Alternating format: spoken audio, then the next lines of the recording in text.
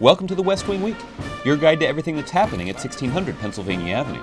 This week, the President happily kicked off the second annual science fair at the White House and continued to call for an all-hands-on-deck approach to educating our kids in the fields of math, science, technology, and engineering. He also spoke about putting our veterans back to work at Fire Station Number 5 in Arlington, announced a $25 billion agreement to help homeowners and hold big banks accountable, and unveiled yet another We Can't Wait initiative to encourage states to raise standards and reform schools. That's February 3rd to February 9th, or don't be bored, make something. Make something. That's a great motto. Actually, I'm going to keep your card, just in case. On Friday, the President visited Fire Station Number 5 in Arlington, Virginia, which is one of the first stations to respond to the 9/11 attack on the Pentagon. After a decade of war, the President announced new initiatives to put veterans back to work in his blueprint for an American economy that's built to last. We need to make sure that as our troops return from battle, they can find a job when they get home. Congress should take the money that we're no longer spending on war, use half of it to pay down our debt, and use the rest to do some nation building here at home, to improve the quality of life right here in the United States of America. On Monday, the White House began preparations for its second annual science fair, which welcomes students and their exhibits, ranging from breakthrough research to new inventions. The student scientists and inventors were winners of a broad range of science, technology, engineering, and math competitions from all across America. On Tuesday, the White House Science Fair was in full swing, and the President spent nearly an hour reviewing the exhibits and talking to the students on the state floor of the White House. So without further ado, enjoy these highlights from one of the President's favorite days of the year. Well, I've developed a system for detecting nuclear threats, and specifically in cargo containers, so... What grade are you guys in? 6th. You're in 6th grade? You guys are already inventing stuff? That's outstanding. This is great. Cotswold is you say it's a fairly rare breed of sheep? Yes. So you guys are filing a patent on this thing right Yeah. now. That's outstanding work. Thank you. We're really proud of it. Excellent.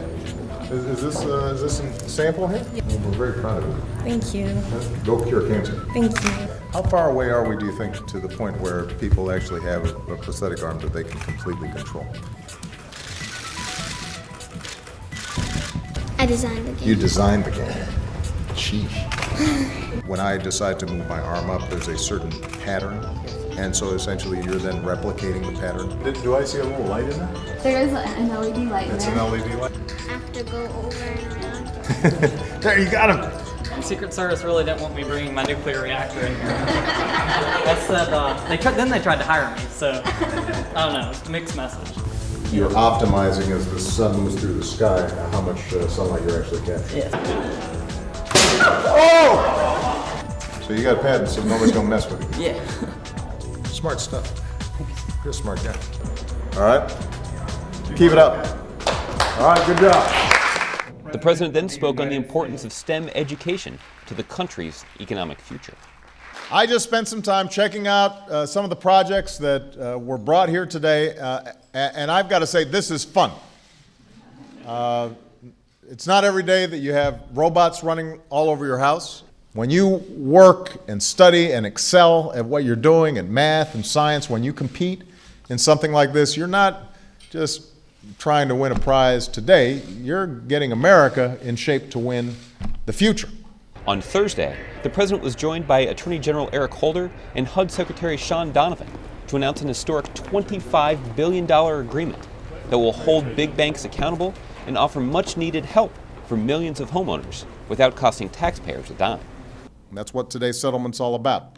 Standing up for the American people, holding those who broke the law accountable, restoring confidence in our housing market and our financial sector, getting things moving, and we're going to keep on at it until everyone shares in America's comeback. Later, the President appeared at a White House event with Education Secretary Arne Duncan and education leaders from 10 states that have agreed to implement bold reforms and raise education standards in exchange for greater flexibility from the burdensome mandates of the federal education law known as No Child Left Behind.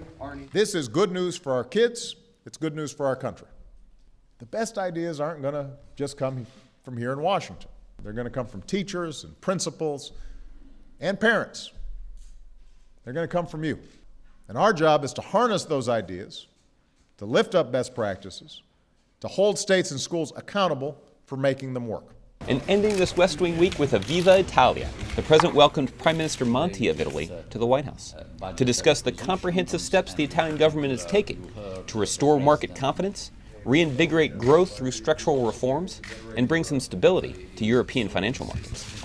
To find out more information on any of these topics or to see complete videos of these events, go to whitehouse.gov. And thanks again for checking out your West Wing Week.